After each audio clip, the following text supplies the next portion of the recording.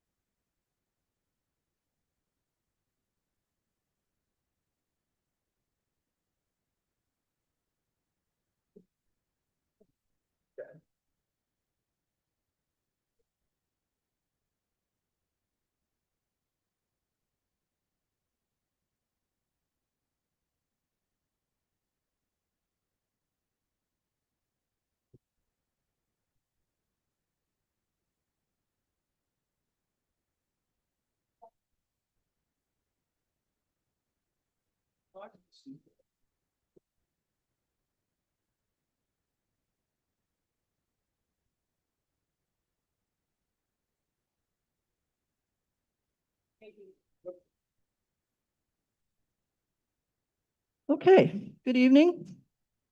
At this time, we'd like to reconvene our county commissioners meeting for today. There's a few things I'd like to go over first. Hopefully everybody can hear me. Need it turned up. Navarre?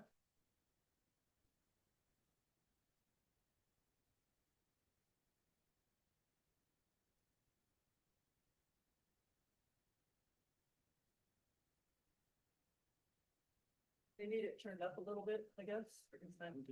Turn it up.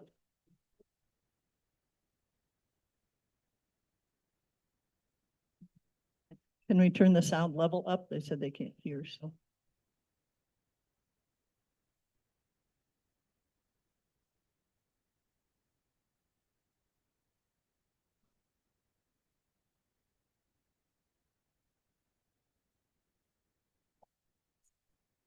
Back.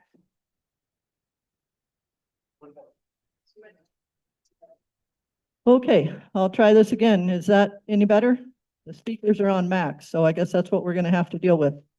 So we'll reconvene our meeting from earlier today. So good evening. I'm going to go over a few things first.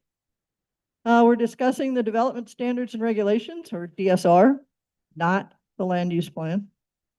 The draft before us is the 2025 DSR, which is also referred to as DSR 1. It's the result of the first round of changes for the development standards. The second round of amendments will follow, but we will have a long way to go before we land on DSR 2. We've got a lot of work to do. DSR 1 does not propose any changes in the county's official zoning map or zoning district locations or boundaries. DSR 1 also does not propose any changes to the zoning district names, i.e. GR5, GR10, GRP. DSR 1 does not propose any sweeping changes to every chapter. DSR 1 primarily addressed the following: modernizing the format of the document, automatic page numbering, linked tables, table of contents. Number 2, significant updates to Chapter 1, which is the administrative chapter. Number 3, a preliminary limited update of Chapter 2, definitions. Number 4, updates to portions of the regulations that are directly impacted by recent statutory language changes, i.e. family exemptions, subdivision fencing, etc. Number 5, a first round appendices cleanup. Number 6, DSR 1 attempts to bring the regulations into alignment with state and federal law. And number 7, during the past several years, the Board of County Commissioners and county staff identified several key areas of the DSR requiring attention. Recommended language and changes are reflected in all chapters with the exception of Chapter 5, which shall remain in the DSR unchanged, with the exception of the correction of any references to the appendix, the content of which has been relocated to Chapter 2. So that's what we're here for tonight. So to get started, before we open the public hearing, a few matters to go over. Number 1, members of the public in attendance are invited to speak one at a time. Please speak close to the mic. As you can tell, we have to in order to get the sound. Chairman may impose a time limit, which is 2 minutes, which is standard. Each speaker shall state his or her name prior to commenting. Comments shall be relevant to the matter at hand. Those in attendance shall conduct themselves respectfully and avoid interruptions and abusive language. Personal attacks on other members of the audience, board members, staff, or others are not allowed. There'll be no outbursts, cheering, or applause. The board is not obligated to respond to comments during the public hearing, and minutes of the meeting shall be recorded by the county clerk. So when I say there's a 2-minute time limit, Kelly Carson, our administrative assistant, will be here. She has a yellow folder to indicate 30 seconds left. She has a red folder to indicate your 2 minutes are up. So you can kind of keep an eye on her out of the corner of your eye.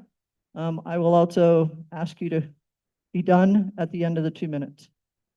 Please don't repeat what others have said. We'll have it on the record and we can move forward with that comment. So with that, open the public hearing. The first sheet that I have has Rosalie Hoft. Oh, doesn't want to, well, all three of these are no. Okay, that sheet's done. Okay. The first person wishing to speak is Margaret Lohman.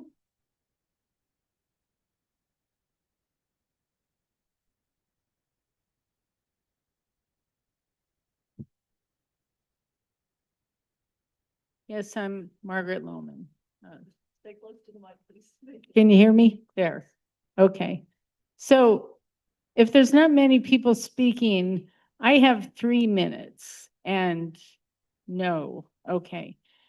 One of the first comments I want to make is that you have something about grandfathering in there, and I read 152 pages of the 300 pages, and that's as far as I got because I got really busy with something else. But I couldn't make, I've talked to people, lots of people, nobody can even figure out what's going on with grandfathering. So it's completely confusing to us. I can't even make a comment because it's so confusing. So that's my first comment. My second one is under chapter 3, excuse me, page 311, subsection D, under simple subdivision. In the second sentence, I quote, as determined by the P&Z director. My comment is, what qualifies a P&Z director for deciding if something is hazardous? Not only are you granting a lot of power to an unelected position that is not accountable directly to the public, but why do you, as the county commission board, believe you have the authority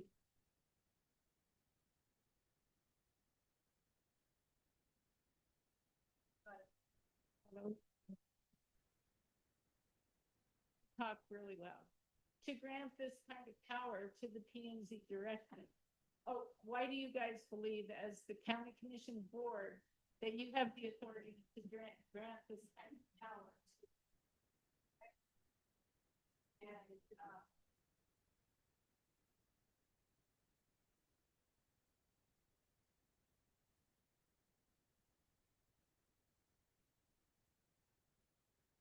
I hope you're not still timing me.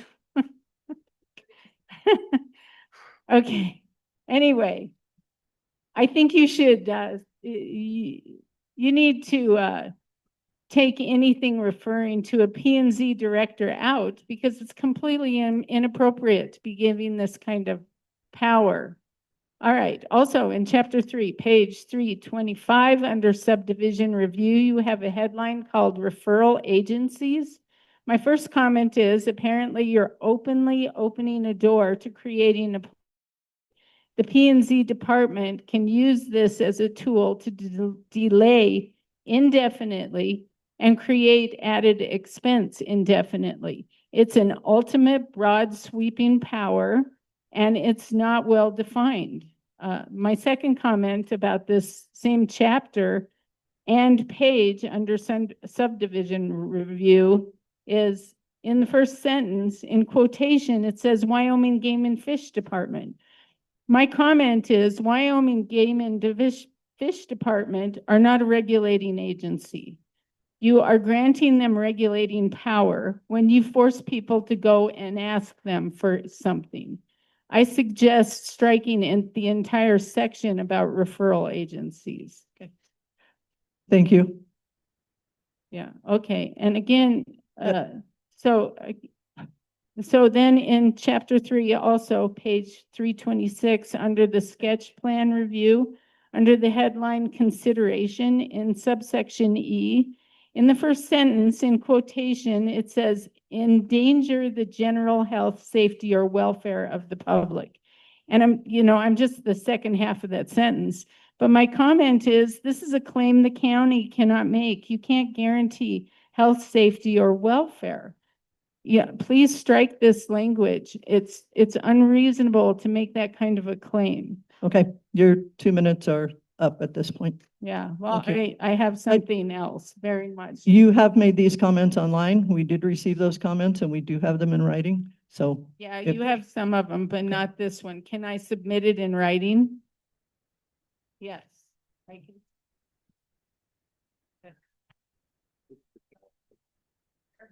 Go ahead, over to them. Okay.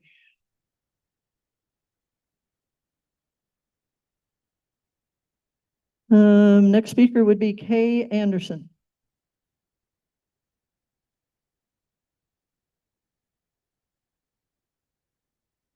Thank you. Thank you, commissioners. Is it working? Just get really close.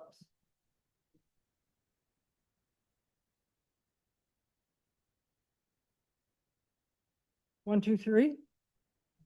That's okay. I submitted a comment on your webpage, and I wondered if you could respond to that on the for this meeting, the announcement of this meeting. Did any of you see that? That's the one I called you about, correct? I'm sorry? Isn't that the one I called you about? Well, yeah, you responded to the fact that it was not available, but I made a comment on that after the date was corrected. So none of you saw that.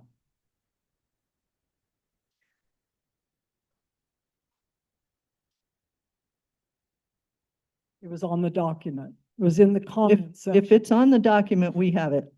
Okay, And we do have several from you on the document, actually. okay. I also had questions about the grandfathering, which have been presented. And on July 24th in the Powell Tribune and to each of you, I sent about 24 questions for the county commissioners. And so far, I have not received a response from any of you. So I'd like to know the answers to those questions. I won't go through all of them right now. I don't think I have enough time. But I would appreciate answers, and I think the rest of the concerned rural property owners will too. My biggest question is, when are you going to directly contact and inform all of the rural property owners in Park County? Thank you.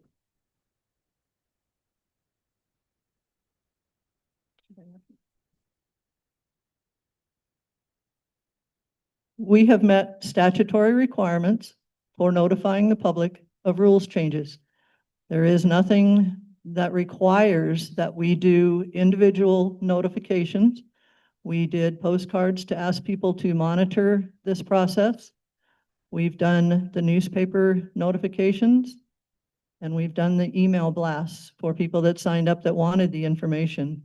That's the requirement that we had. The cost that would go to individual letters, I know there's questions about letting every single landowner know about zoning. We don't even have the answers on zoning yet, and that's in DSR 2, so we're not going there tonight. But we did not have, or do not have, the requirement, or actually the ability to notify every single landowner on all of the information after we did the first paragraph, or first postcards. Thank you.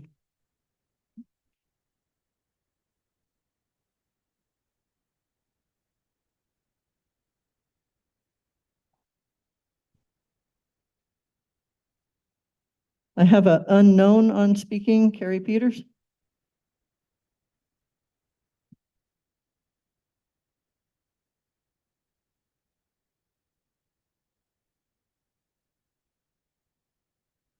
Madam Chair, members of the commission, thank you for allowing us to speak today.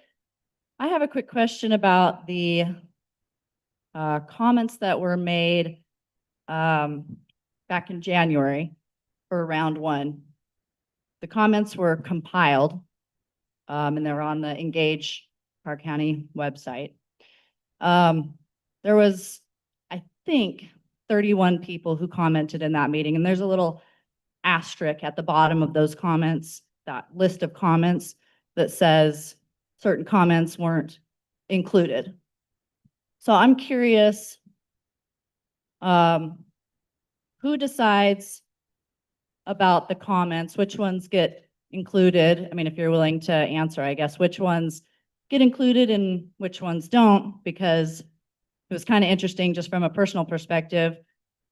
I had made almost an identical comment to somebody else that day. And I prefaced it by saying, hey, I understand this is a round 2 comment, but the other person also made a round 2 comment, but their name was listed in the comments. Mine was not. And it was like pretty much exact same comment. So the other, I don't know, 10 people along with me whose names and comments were not recorded.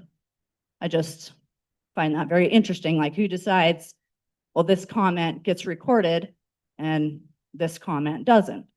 So I was just curious about that, if you're willing to answer. As far as I know, we've made no indication of not including all comments. If the consultants did that and it had to do with them being repeat comments, that's a possibility. I don't know the answer to that question, but I can certainly check on it. Yeah, that would be great, because there's a little asterisk at the bottom of that document that says certain comments were excluded if it was expressing general like frustration with regulations, or if it applied to round 2. I can't remember the exact wording. I don't have it with me, but I just thought it was interesting that, you know, certain people were, I feel like all the comments, I guess, should have been represented, and I just was curious. So thank you.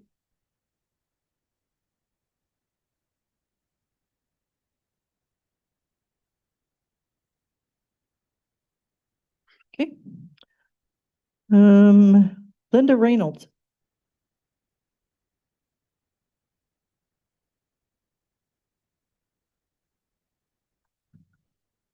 I'm Linda Reynolds, and thank you for the opportunity to comment. I have 2 issues that I would like to address. The first is the inclusion of an artist's private studio in the definition of adult entertainment facility if that artist hires a nude model. Life drawing or drawing from an undraped model is the foundational skill of a classical art education. It is no more adult entertainment than the examination of a nude patient by a physician. As an artist, this restriction personally affects me and limits options for the growth of our artistic community. The solution in the document under review is to simply eliminate the paragraph which contains this classification of an artist studio as an adult entertainment facility. My second comment relates to solar energy, but would apply to wind energy and other renewable energy sources.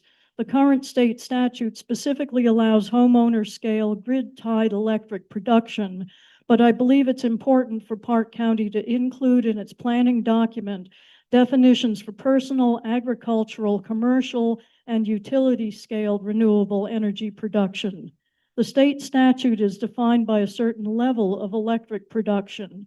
Instead of this arbitrary number, I would advocate for definitions based on purpose. Homeowners should be able to have net metered solar arrays without further review. Likewise, agricultural producers should be allowed to use solar panels for pumps and other facilities remote from their homes without additional permitting. Under a definition of commercial, I would envision the possibility of a community-owned solar array which would be able to sell power to the utility. This would justify some level of regulatory review. An industrial-scale utility proposal should require the entire suite of regulations which are in the current planning document. My hope is the final definition will clarify these distinct purposes. Thank you. And Linda, I do apologize for the artist one. We had that before we did the first review and somehow missed it, but we're working on it.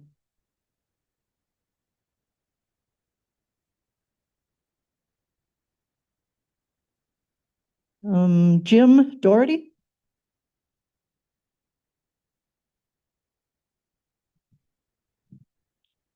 First, I'd like to thank Commissioner Field for calling out his concerns about the process and people involved in this land use initiative, and for continuing to encourage Park County residents to get involved. He is why I am here. I share a wide range of, by the way, to that point, keeping involved, the current Logan Simpson website that is supposed to allow residents to get involved and provide comments on this proposal does not allow iPad users to insert comments. Residents need to use a laptop.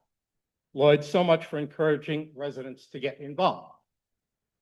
On April 19, the P&Z Commission reviewed an application that included administrative relief from the county engineer regarding road access to the subdivision over my property. During the meeting, the county engineer said that during his 10 years on the job, he had granted administrative relief perhaps 15 times. That means he had to order that the existing road and bridge standards would be set aside in order to proceed with the proposed development. Realize that every one of those grants of relief were at the specific request of an applicant or developer made without the knowledge of or input of the adjoining landowners. There are no restrictions on the evidence that that developer can include in his application. It seems to me that if the existing R&B road and bridge standards are so loose that they should be overridden this often, they should have been revised or updated as part of this process, but they are largely excluded from the DSR debate. During that meeting, the county engineer boasted that with all of those 15 grant requests to bypass the rules, that the Board of Commissioners approved all but one. He also opined that landowners just don't get involved. Only 2 of his rulings were ever appealed, and I guess the Commissioner Steele's comments are real. He could also indicate that the current system provides department heads with too much flexibility, since their judgment is unlikely to be scrutinized. Regardless, it's clear that the board's meeting calendar is not overwhelmed with detailed, lengthy appeals. The 2015 DSR on appeal is silent on the subject of evidence. Your time is up, sir. But I will say that the county road and bridge standards, as we've said from the beginning of this whole process, are being pulled out of the DSR. They will be a separate document. That has not happened, and we have not referred to them in DSR 1. Sure. DSR 2, they will be being removed and rewritten. So there will be some opportunities for input on those, but they are being separated from the planning Why? and zoning. Why?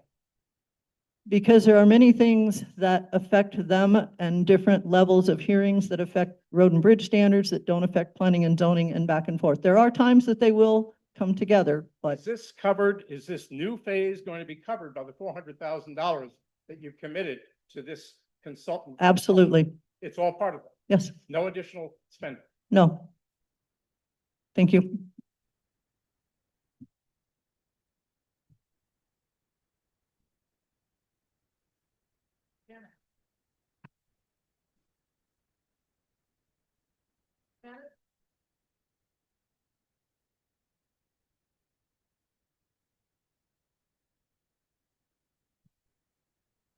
My name's Janet Franson, and my husband and I are retreads back to Park County. We lived here 25 years ago.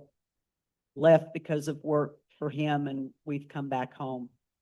And what I'm seeing disturbs me greatly. One of the things that I haven't seen anybody answer a question is, why are all these changes felt that they need to be done, and they need to be done now when there were changes that were done back in 2015. The next question is, I submitted a question to Miss, is it Overfield or Overstreet? Okay. And I got a reply asking me about, she didn't see my name on this particular piece of property I was asking about. It doesn't really matter if it's my piece of property or anybody else's if I'm a taxpayer in this county and I'm footing the bill. I also think it's absolutely absurd to spend over $700,000 of the taxpayer money on this goings on.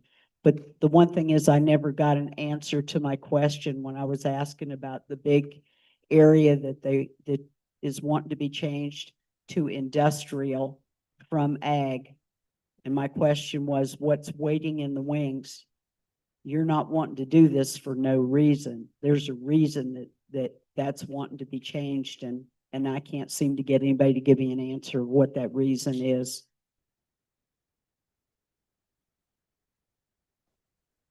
Number one, we're not talking about zoning tonight. That is DSR2. Number two, I did answer and I sent you back a note that said, I don't know which property you're referring to. The map has quite a bit of. The 1,100 plus acres that is slated to be zoned industrial.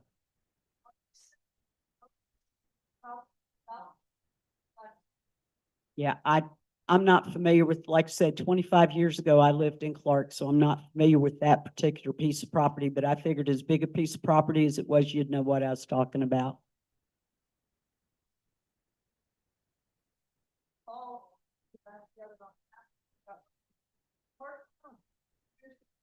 Not on the zoning issue at this time.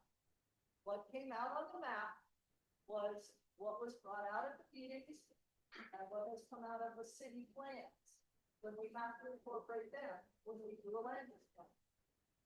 The other comment on the 700,000 thing, that included 4 years ago, the bid on the land use plan. The land use plan was $333,000.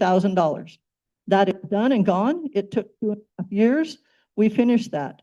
This consultant is a little over $313,000, and it's going to be probably close to 8 or 10 months from now before we get close to finishing DSR2, which will deal with the zoning.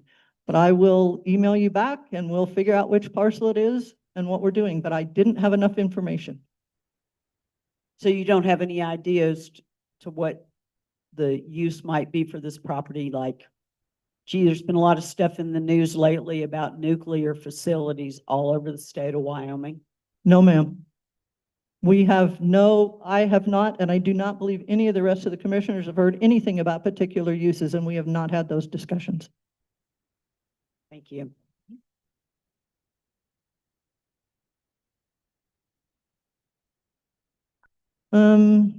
John Osgood. I have not necessarily on John Osgood. Do you want to speak?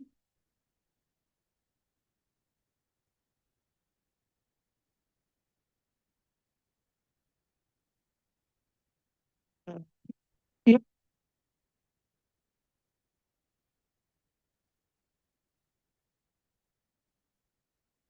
You received all of the lists? Have we received all of the sign-up sheets? I show no one else on the list that is signed up to speak.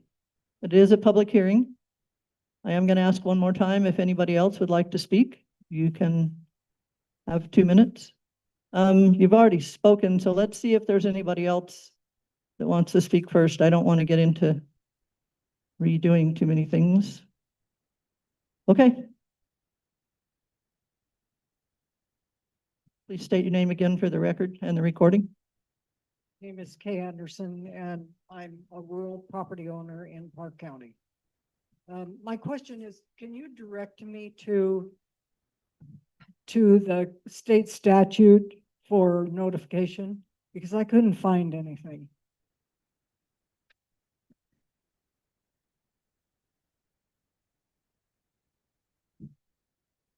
I can look that up and email it to you. It's under 16.3, but I'm not sure which paragraph. Appreciate that, please. It's in the Administrative Procedures Act.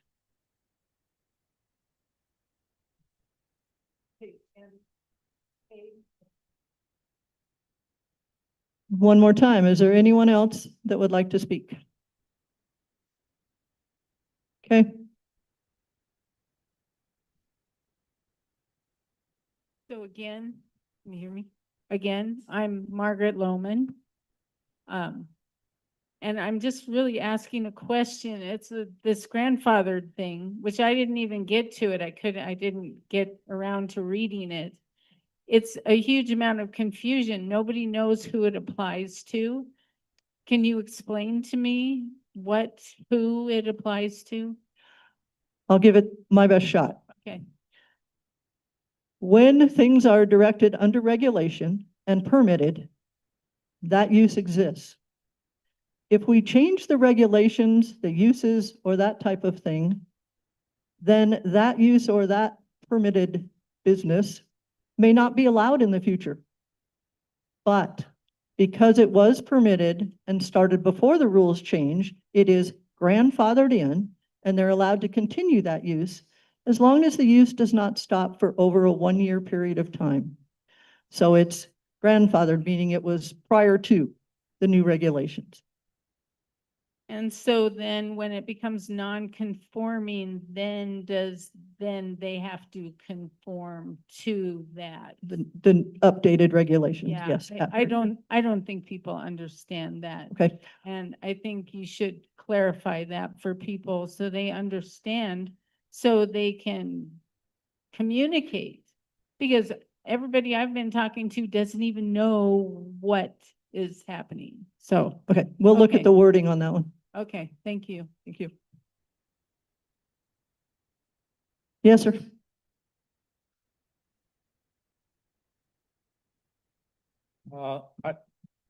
My purpose is to discuss Name again, please. Jim Doherty, the appeals process in the administration section. In the 2015 DSR, there was nothing about evidence. Suddenly, there's a new chapter on evidence that no rules of evidence. If you appeal a decision of the P&Z or the engineer, there is no rules of evidence. Originally, it was just the chair alone gets to decide what evidence can be submitted or is relevant. Just the chair. And you, the rest of the commissioners, couldn't overrule that. Now, in the next phase, it'll be up to the board.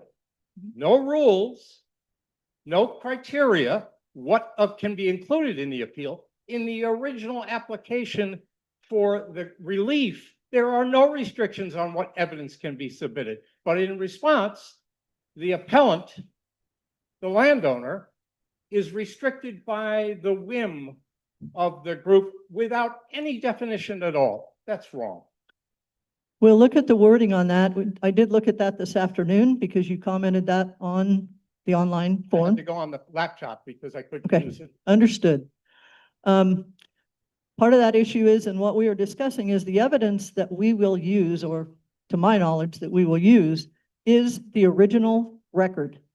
What happened, what was brought in, what's being appealed, what was provided that made the decision happen. The original record. We're not going to let, The grant of administrative relief from Right. the engineer right, that is being appealed. right? There are no restrictions. You're not involved in that. The evidence that is included or excluded, the board is not involved in.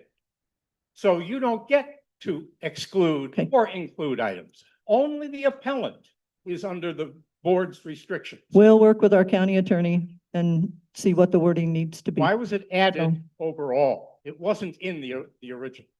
I'll have to find out from the county attorney because they've been reviewing these with us all along. I was told by the P&Z director that it was probably the consultant. We'll find out.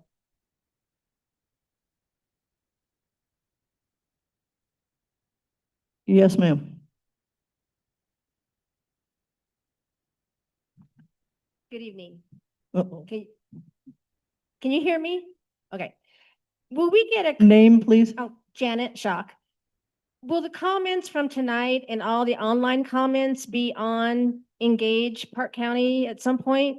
At some point, yes. The consultant, we'll need to add all of tonight's and get those listed. You have approximate time frame or? Let me go over that at the end of the meeting. Okay, thank you. One last time.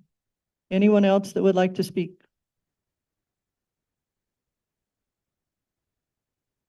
Okay. Oh, no, okay. Harold.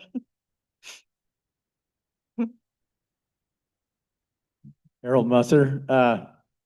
There was one thing, and I don't have it in front of me, but under the family exemptions, I think it was pretty limiting to where you could only like do it once. And I don't have it in front of me, but the family exemption thing should, I should be able to use that more than one time to one person. I believe family exemptions are state law, not, the county does not deal with family exemptions. That's county, or Oh. that's state. Okay, and I was reading it, I didn't know which one it was. Okay, But if it is county, then please expand it. The second thing I just want to remind you, and I don't mind any of the changes that are made to come into compliance with state or federal rules. But I just want to remind you that affordable housing is really important in Cody, and more regulations equals more money, more cost. And I just be careful with more regulations driving up the cost of housing in Park County, because we don't need that. And thank you for the opportunity. Thank you.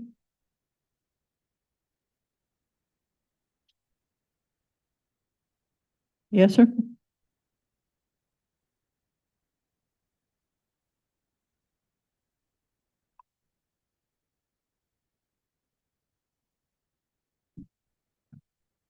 My name is Zach Teal, and I am a Park County resident. And I just ask that the board, and I'm mostly speaking at Commissioner Simone here, because I feel like I can relate to you being someone who was someone on a school board. I was a high school teacher for many years, and I just have issues with everything that's kind of happening, mostly because what I'm seeing and what I'm relating it to is my school board telling me as a classroom teacher that I have to adopt a national wide or change my curriculum in some way. And I have to bring in this outside force to help me write this curriculum. Now, I, as a teacher, took pride in my classroom. And I ask you commissioners to take pride in the power that has been given to you, to pull a line from, I'm not great with my superheroes, but I believe it's Spider-Man. With great power comes great responsibility, correct? So it is your power, your responsibility to make sure everything is done right for your students and your people. So I just ask that you make sure you're going through everything, all the comments, you're taking all your students' questions, comments, and concerns, and you're not trusting it to be done by someone else. You're not trusting an outside source to do things for you and give you the information. Take the pride within yourself, and as a board, again, I'm speaking at each and every one of you, but I know, and I'm hoping Commissioner Simone, you'll be able to relay the message. Again, I'm hoping education will relate in a little bit. But I've heard from many people here, it sounds like the 2015 standards and regulations weren't all that bad, but now we're getting an outside source that is saying, here's a cookie cutter curriculum, use this. These are areas, things that we have done, and just be careful that we're not buying into, oh, cookie cutter, easier is better. Because in my experiences, easier is not better. The right way is the hard way. Thank you. Thank you.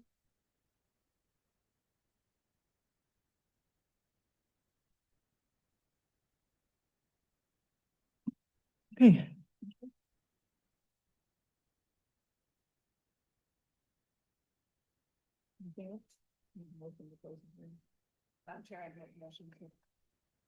Madam Chair, I'd make a motion to close the public hearing. Second. Okay, it's been moved and second to close the public hearing. Any further discussion on the motion? Hearing none, all those in favor? Anyone opposed? Same sign. Motion passes. With what we've heard tonight and what we received from the online, I will tell you the news that I received from the consultants and our staff is we had over 550 some views on the internet version. We had 131 comments. Started looking through those today. They will be provided in a spreadsheet format to all of the commissioners, hopefully by the end of the week, adding tonight's comments that are additional to what we already have. Some of the comments made here tonight by some of our constituents are the same ones that are on that document. So that won't add to it, but there is some work to do to get it finalized. That will go out to the Board of County Commissioners to look at for the next week or 10 days. I have added to the agenda for August 19th at 1:15 in the afternoon, we will start deliberation on those items that deal with DSR 1. So 1:15 on August 19th, the County Commissioners Room, we will review what we've heard, what we've received from everyone. I do not know whether there will be a decision that day or not, but we'll see where it goes. So as soon as things are available and in a format that we can get it out, we will get it on the website, what we received and what is added to it from here, so everyone can see what comments were made and what we're working with. I will tell you that I won't say 50%, but probably 40% of the comments dealt with DSR 2, not DSR 1, but it is indicated if they are a DSR 2 comment and will be kept for that process as we move forward. So that's all I have for tonight, unless any of the other commissioners have anything else. Want to thank you all for being here and appreciate your input. And even though it doesn't sound like we're always listening, we are. And we are trying to work through this, and it is a large undertaking, and there are a lot of misunderstandings out there, but we'll try to move through those as best we can.